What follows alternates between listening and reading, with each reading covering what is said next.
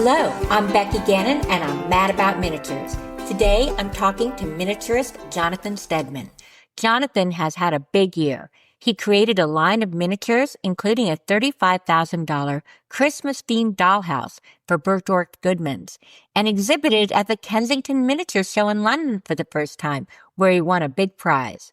Jonathan is on Instagram at House of Mirth Miniatures. Go follow him and check out pics of his work there and on my Instagram. Let's go talk to Jonathan. Hello, Jonathan. It's so great to have you on the show today. Hi, Becky. I'm excited to be here. You have a lot going on this year in your miniature life. It's been a busy year between the shows and then my big project. I haven't had a moment of sleep hardly. So the reason you haven't been sleeping is because you have a dollhouse and some other miniatures in Bergdorf's special luxury gift room for Christmas. Am I right?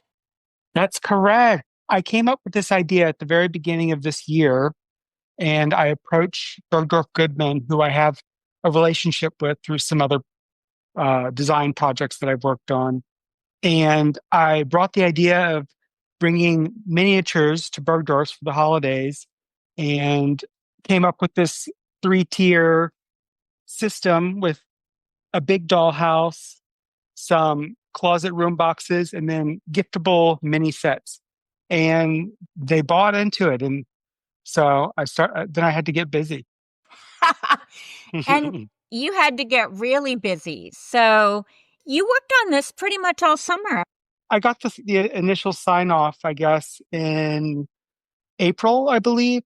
It was right before Chicago, which was good because I had to do a lot of shopping for this 11-room manor house. At the Chicago show, I was there as a vendor, but I also spent a lot of time doing some shopping for the project. And that's when I really started collecting things, whether it's artisan pieces or vintage furniture, just things to fill out the space and mix in with the minis that I would be making. It's a townhouse, right? The story is that it's in London, in town. It's a big townhouse. It's 4 floors tall and it's 3 rooms wide on each floor. And it's absolutely exquisite. It's like a jewelry box. Oh, thank you. The colors are vivid. You said it's an English style, and I agree, but it's a very, very sophisticated. It's like someone English who's traveled a lot.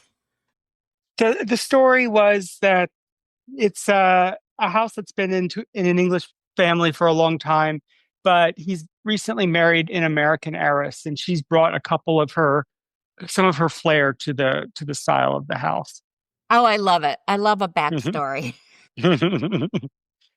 So the wallpapers for that are stunning, just stunning. Thank you. Now, did you start with a color story, or did you just start picking out wallpaper you loved and moving it around till it all went together? Or how do you do that? It's a little mix of everything. Almost every room has a unique wallpaper. So I started with my had to have it, really special wallpapers that I found. One that was made in England. It's a beautiful quality, and I really wanted to have that in one of the rooms. So that's the first one I picked. But it's kind of a mix in high and low. Some of the wallpapers were $30-something a sheet, and then some I paid like 30 cents for a sheet. Well, the high-low always works because it all looks high. It's a good mix. It is. And so besides wallpapering it, what are some of the things you made and did to the dollhouse? Well, the biggest thing was all the brick. It's full brick on 3 sides, and I did all the stonework on the exterior, and that in itself took probably a couple of weeks with all the masonry. It looks fantastic. Yeah, that was a big project. It was all done with magic brick, which is a beloved dollhouse brick exterior. But I made all the custom stencils. So just cutting out all the stencils and applying the brick took a long time. it's worth it with the overall effect. And you varied the coloring a little too, didn't you? Oh yes, at the very end you had to age it, and you go in with some moss and some dirt just to give it that aged look.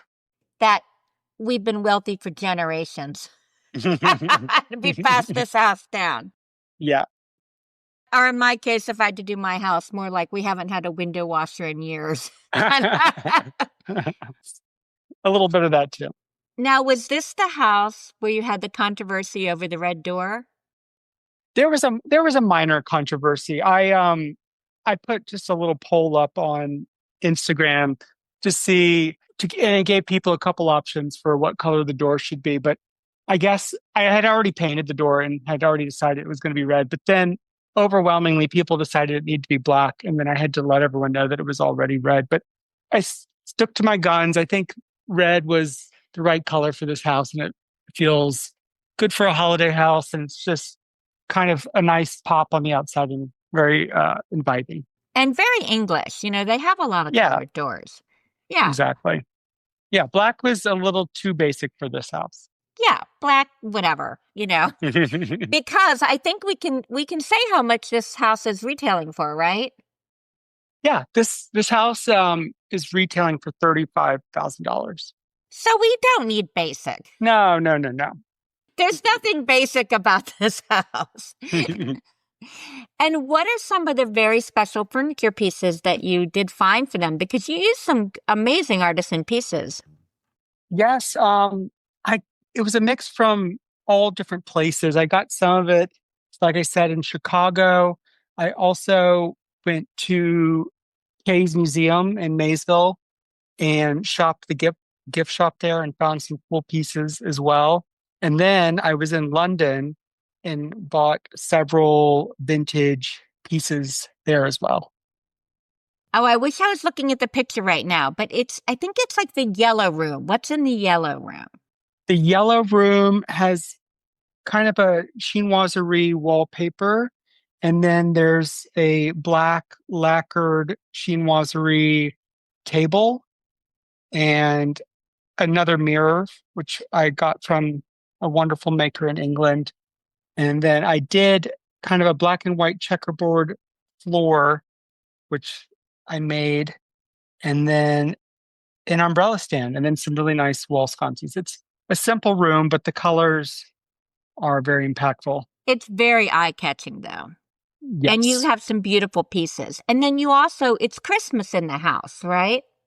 it is. This is the holiday house. So there's a Christmas tree in the drawing room.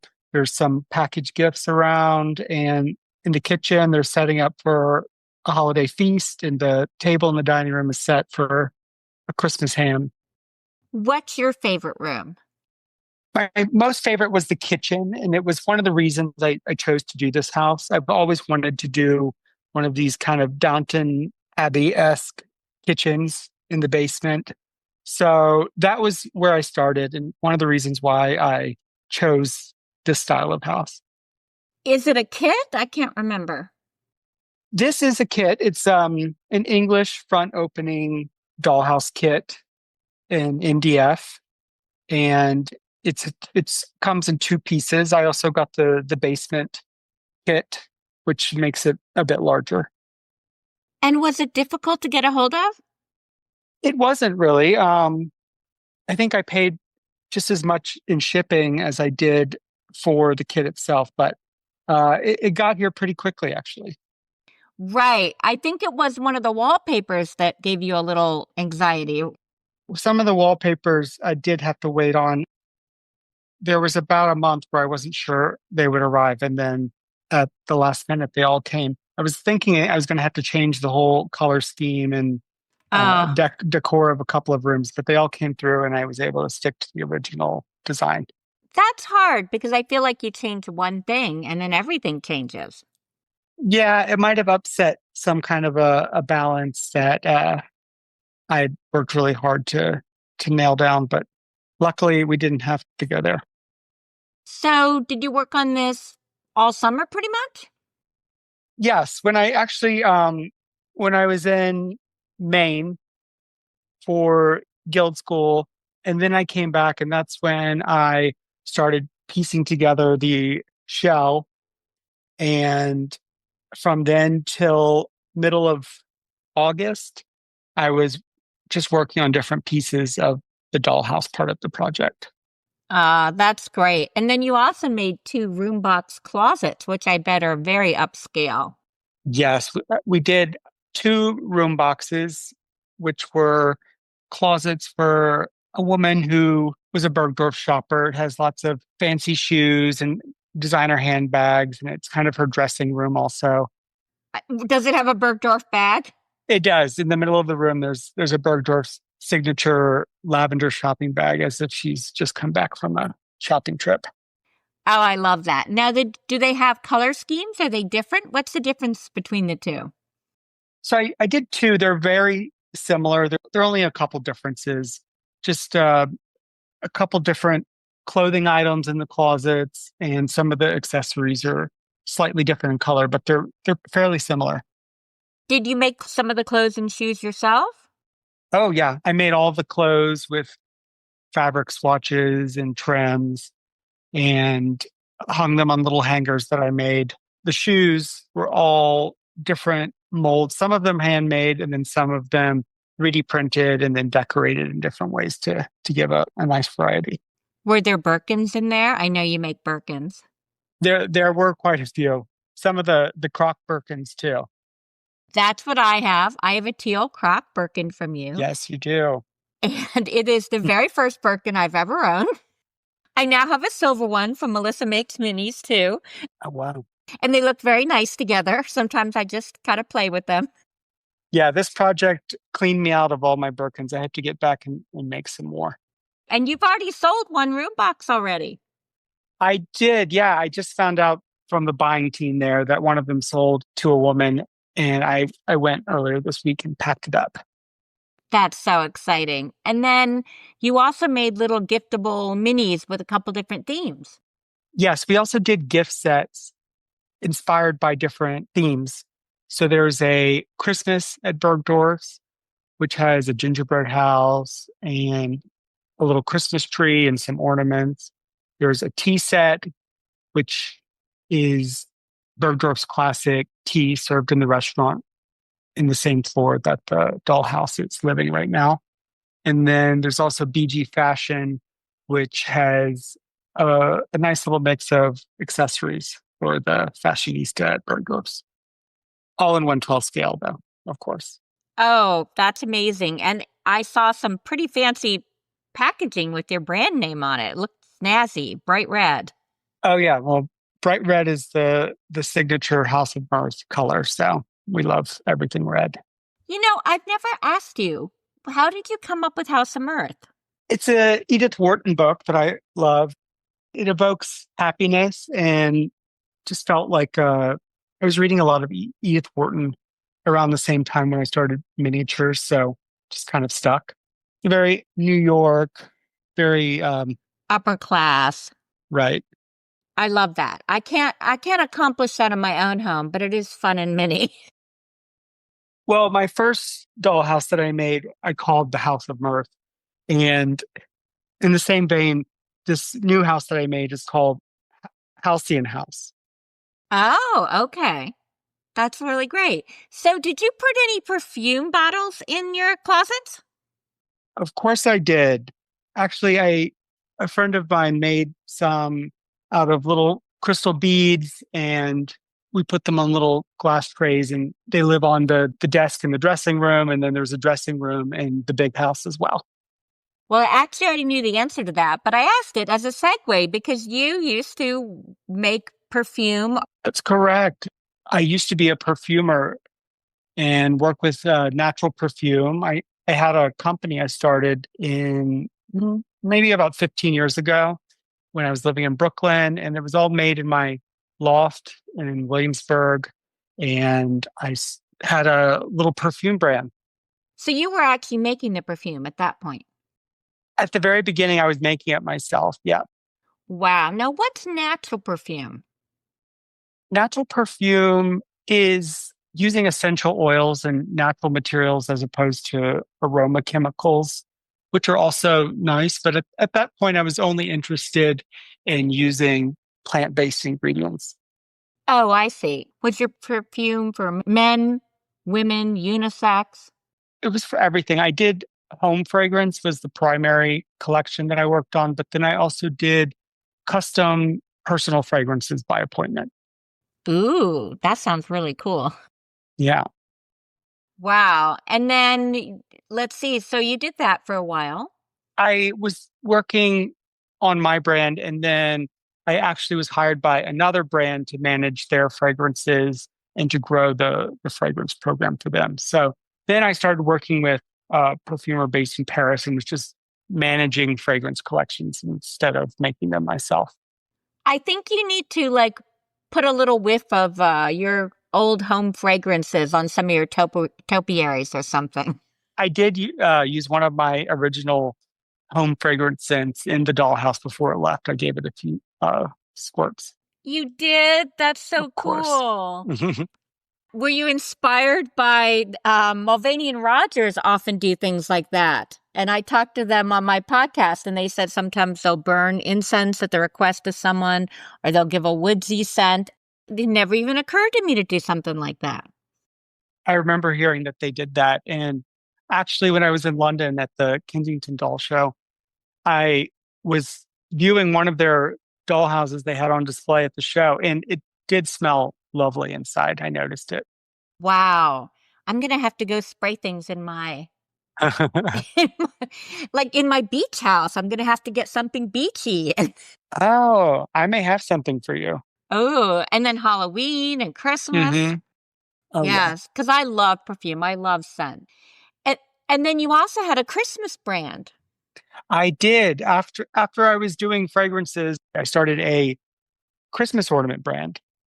And it was all mouth blown glass from Poland, Czech Republic, and Germany. Oh, I love that. We actually launched the brand with Bergdorf's for the holidays in 2022. And tell us the colors. That collection was all inspired by Christmas from the 1950s and 60s, and it had that very candy colored palette with pinks and turquoise and orange and celadon. So we kind of eschewed the traditional reds and greens and went with more of a candy palette. Well, it won't surprise you to know at all that that's the palette I love in my house. Oh yes, that's what my tree is, a little bit of every color. I have a lot of ornaments, of course. I just love that. And of course, I love teal. So you got to have a teal Christmas. Oh, we had a whole collection of teal ornaments that you would have loved. Oh, I wish you still had that. I may have some in storage I can find for you, some teal. Oh, okay. We're going to have to talk afterward. So I love blown glass. Hmm. They just make some beautiful glass where you're talking about in Poland and Czech. I mean, I bet that was just gorgeous. Yeah, the way that they have worked, they've been doing this glass technique for 100 years, and it's just incredible the precision and the colors and the delicacy that they can get in their craft is extraordinary. Oh, I know. There's a glass blowing demonstration at our glass museum here. The art museum has a special glass section. And if you haven't been to a demonstration, you really need to go. It's just incredible what they can do. Amazing. And I keep hearing this rumor that there's someone who blows glass in minis, but I don't know if it's just a rumor. I can't seem to pin it down. So Ooh, I'll put it out here for, for my podcast. If anyone has information on that, I'm interested. yeah, let me know too, please. Oh yes, I can just see you trying to blow miniature glass, Jonathan. We get our own little studio for that, right? Hmm. I'm gonna need a bigger studio. Is your studio in your house? It is. It's my dining room currently. So I have really spread out there, and it you can't really call it a dining room, I guess, You anymore. know, most people I know who live in New York or big city, that is their studio. My son, who makes movie trailers, you know, during COVID, they got rid of their offices and they never went back. And, I feel bad for them, especially his wife, because they lost their dining room. Well, it always starts very innocently with a couple things on one corner, and then next thing you know, you need a lot of supplies to make minis, and now it's a full blown setup with two tables, shelves, lots of lighting, of course, and all of my art supplies. Well, and you do 3D printing, right? Yeah, I have two 3D printers now. Oh, well, there you go. So do you ever entertain in the dining room? It'd probably take you 3 days to clean that up. I still do my Christmas party every year, and I spend the whole day moving my studio into corners of the house where it won't be seen. And I set up a buffet in the dining room and we have a little party, but I only do that once a year because it's a lot of work. Yes. My poor sons, I'm taking over. I've taken over Drew's bedroom. He had the biggest one. And now I'm making small inroads into the second one I can see it. Yeah. because they're just sitting there, right? I mean, And you need another dollhouse, I bet. I need to come clean on exactly how many I owe. I always dash around that because I'm like, well, it's not a dollhouse, it's a camper and it's a kit and it's not built yet. I'm gonna have to come clean on a post pretty soon because I think we all know 3 dollhouses wouldn't take up all those rooms. That's probably true. So you've really done a lot of things, and you've had a relationship with Bergdorf's for a while. You used to go zhuzh up something, one of their departments. Was that to do with the Christmas ornaments? Yes, but before that, when I was at my lifestyle brand, Luxe, where I started managing the fragrances for them and growing that collection. And then I also started designing other categories for them as well, like accessories, soft goods, and some porcelain items. So we once a week I would go into the store on the seventh floor because we had a shop in shop, and I would just zhuzh it up, make sure all of our product looked good, and give some basic training to the sales associates. What did you do that made this house a Bergdorf house? When I first brought up the collaboration with them, the only instruction they gave me was make it look rich, bitch. I love that. That's the look, right? Yes, that was the only instruction. So I had kind of free reign to really make it whatever I wanted. I've had a 10-year relationship with the store, so I understand what their aesthetic is. And it's really just an opulent, colorful, decadent space with a mix of materials and textures and just feels really rich. It's gorgeous. And it's truly an adult dollhouse, for Christmas. It is not a kid's Right, dollhouse. Want to make that clear. right. I did have to explain to them at the very beginning the difference between a playhouse and a collector dollhouse. And I'm sure they wanted the collector one. Yes. Well, they have a playhouse there too in the children's section. Of course they do. And I'm sure it's amazing. It is nice. Yes, yes. I mean, there is a big difference. And I understand a few of our common friends helped you out with some cutting and a little painting. Oh, yes, It takes a village. it does. I have all of the angels who were either helping me build different parts or helping me with the cabinetry, or some people in the studio sewing little clothes for me. Because minis is miniature of everything, there's just so many different skills and crafts, and no one person, even if they could do it all, they couldn't have all that equipment in their house. At least not in New York. I have a talented group of friends, and they were all so generous with their time and talents. And yeah, there are some tools that I don't have. So tell me what else is in this luxury gift room? There are some animatronic polar bears that are wearing glittering jewelry. There are very luxurious velvet robe Santas. There's a Swarovski crystal electric train set. Oh my goodness. Lots of different over the top gifts. Wow. And anyone can just go up and see it. It's open now, right? Yes, it's on the seventh floor of Bergdorf's in the women's store. It's the home floor, and they're open 7 days a week. It'll be open till Christmas, I assume. It will, yes. Oh, I can't wait to see it. I will be seeing it, so I'm excited. You'll be here next week. That's right. So that'll be really fun. So, I can't wait to. oh, I know. I can't wait either. And I've already seen pictures of the Savarsky train, which is crazy. I just love. So the other really exciting thing that happened to you this year was you went to Kensington for the first time to sell, and you won a Mhm. prize. You won best. Best debut, they called it.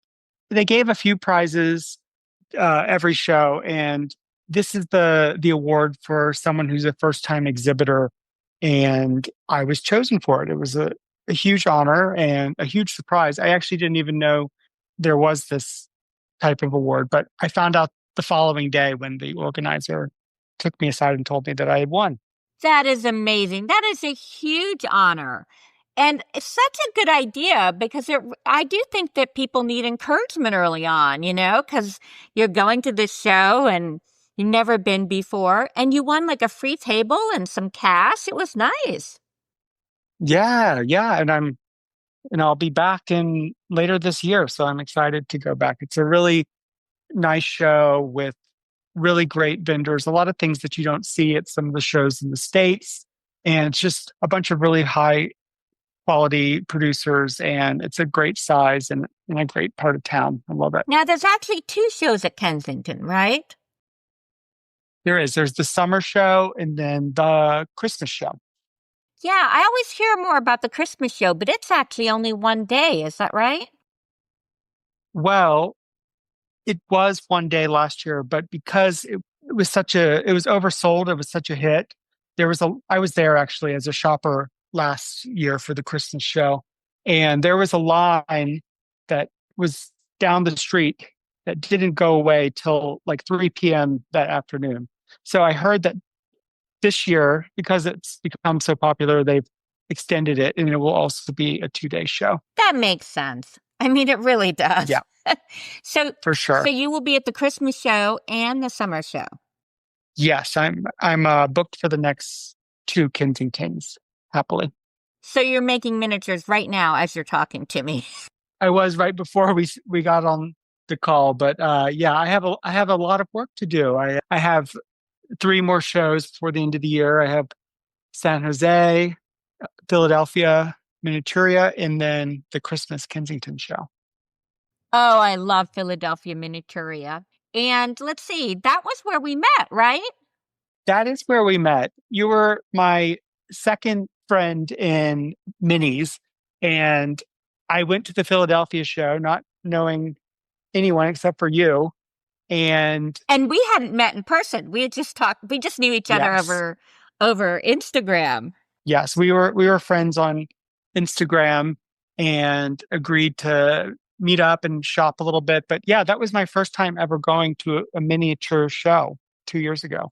I know, and we just hit it off. All of a sudden, I'm like, we spent the whole day shopping. It was Oh, so of fun. course. Yes, that was really fun. You did Philly last year for the first time. Yes. You stunned everyone with your Birkins and your train tables and your cool topiaries. And of course, what I will always think of when I think of you first is your caviar.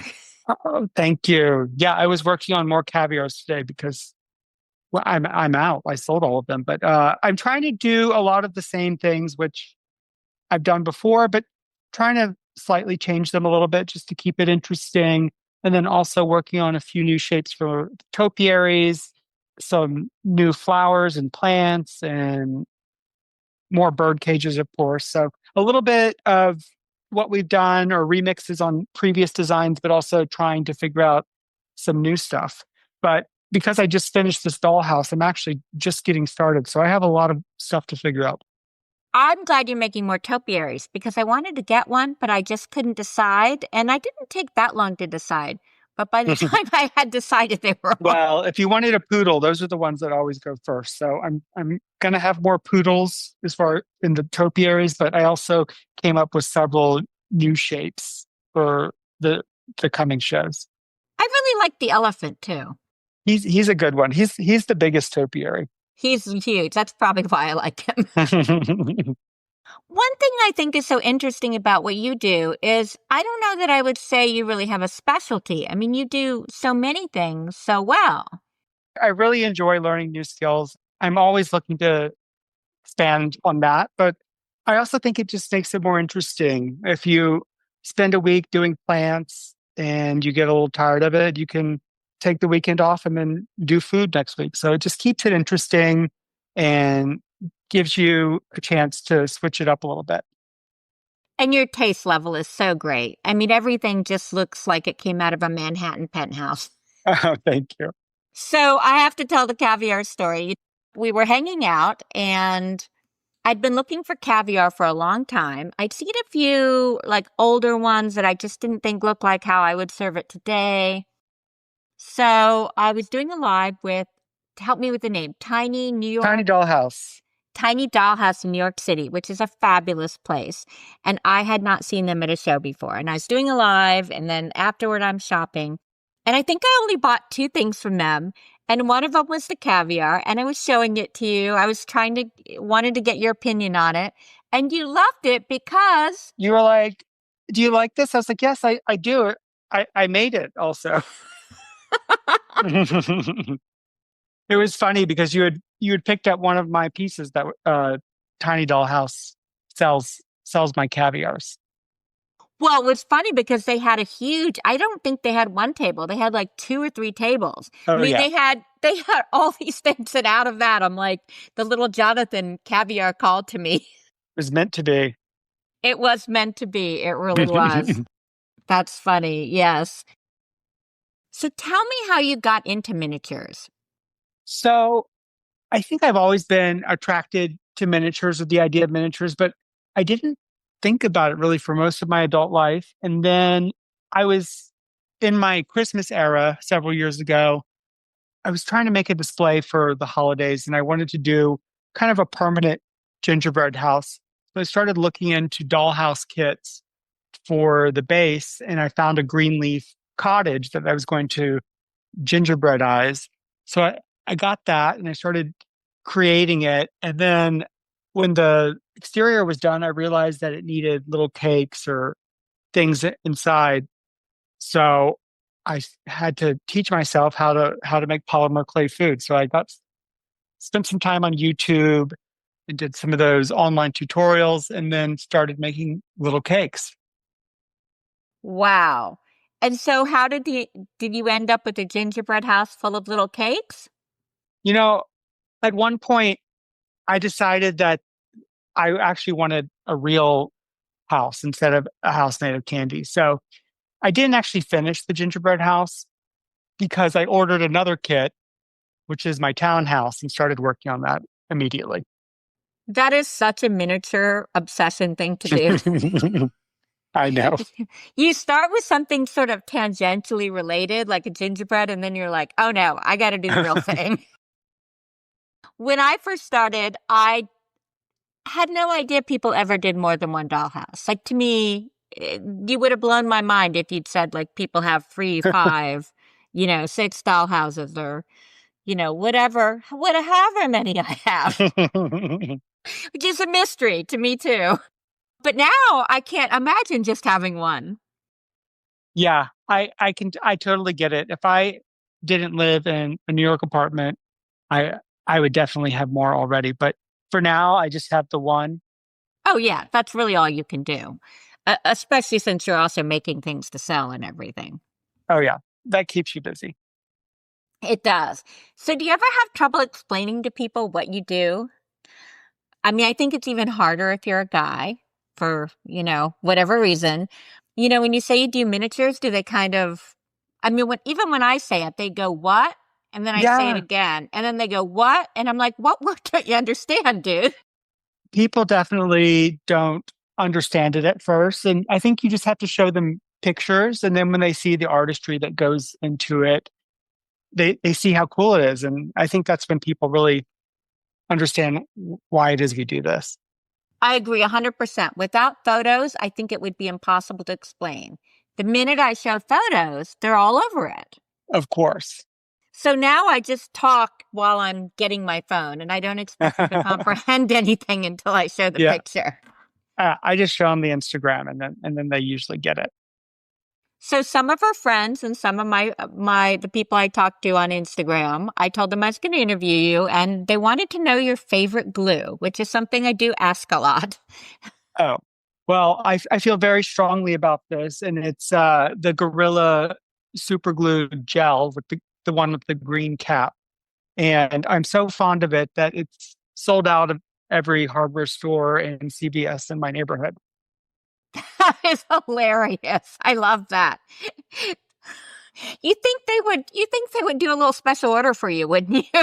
I know. I need to start ordering it in bulk because I really do go through a lot of it.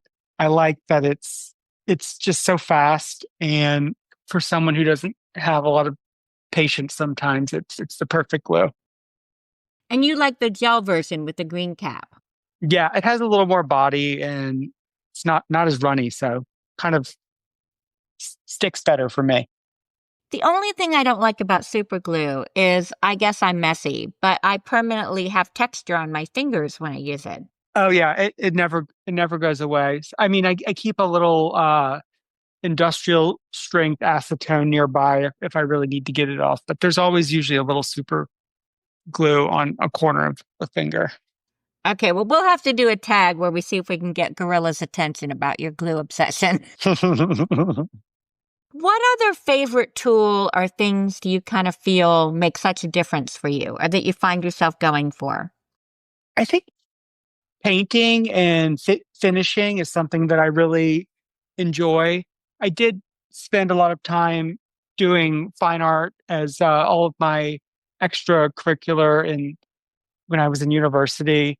And so because I do a lot of 3D printing, for me, I think the finishing is what really brings it to life and makes it less flat. So I think painting and creating finishes that give realistic textures and life to objects is something that I rely on a lot. Oh, it made such a difference. I just love the texture on my tiny little Birkin. Yes. I remember you were like, "Do you want regular or croc?" I'm like, "Oh, croc, of course." I know. Why is it even an option? I know. I mean, we could have guessed that. It's just amazing. So, did you major in art or what did you major in? I majored in graphic design. I took a lot of electives with the fine arts. Well, that must be why you have so many different skills in those areas.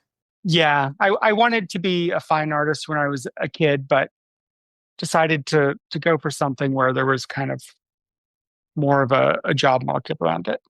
Right. One does have to pay for that apartment, right? So, Hmm. is there anything that you want to challenge yourself to learn that you haven't done yet? I mean, yes, and it's like to everything, but for now, I just learned lighting with a class I took this year in Maysville with Frank Crescenti when I learned to make a chandelier. And then after that, I did all this lighting for the dollhouse. Some of it I was custom, which I made. So I think really exploring lighting is maybe the next frontier for me. That is a frontier, and I'm so glad you're going to do that because I do think that of all the areas, for some reason, I feel like there's so much room in lighting. Like, not as many people do it, there's not as wide a choice of styles. Yeah, there are people out there who are doing it really well, but I think it is one of the categories that could use a little bit more variety. Oh, I agree. The people who do it well do it beautifully. But I just think that it's so hard. There's not that many of them, you know? It's true. It's true. There's definitely room for more. Yes. And I think it's tough. I mean, when I talked to Kay Browning at the KSB Miniature Collections at the Gateway Kentucky Museum, I mean, she has to have someone in every year to kind of zhuzh up those little lights and electricity. I think it's finicky. Oh yeah, those little rice grain bulbs, which I love the look of, but yeah, if you just look at them wrong, they fall out. Right. Exactly. I hope you get to the lighting. It might take you a while because you got quite a few shows to make things for. After the holidays, hopefully I'll have some time to sit down and figure out what's the plan for next year. Well, I'm so glad you've had such a big year. You deserve every moment of it. You're so talented and so nice, and it's just been such a pleasure getting to know you and seeing your business grow. Oh, Becky, that's so nice. Thank you. Well, thanks again for coming on. It's been so much fun, and I can't wait to share all the pictures of the amazing things you've done. They're truly drool worthy. I mean, they're just exquisite. It's been my pleasure. Thank you so much. Thanks again. I'll see you soon, Jonathan. Bye-bye. See you soon, Becky. I hope you enjoyed talking to Jonathan as much as I did. If you liked the podcast, I would love a review or a shout out on YouTube or Instagram. See you next time. And remember, there are no rules in your dollhouse except the ones you make for yourself. This is the one place you don't have to compromise. So don't. Goodbye.